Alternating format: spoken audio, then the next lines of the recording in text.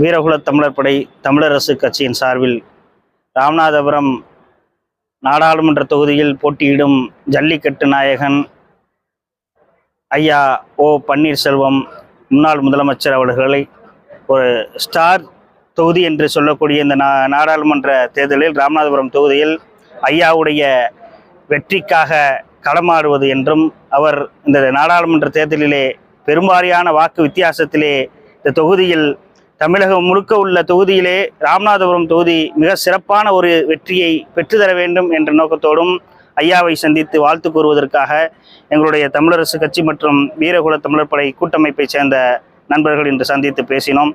ஐயாவுடைய வெற்றிக்காக தொடர்ந்து பாடுபடுவது என்றும் இந்த நேரத்திலே நாங்கள் முடிவு செய்துள்ளோம். முக்கணிகளில் ஒரு கனியான பலா சின்னம் என்பது நம்முடைய வெற்றி வேட்பாளர் ஐயா ஓபிஎஸ் அவர்களுக்கு பலா சின்னம் ஒதுக்கப்பட்டுள்ளது.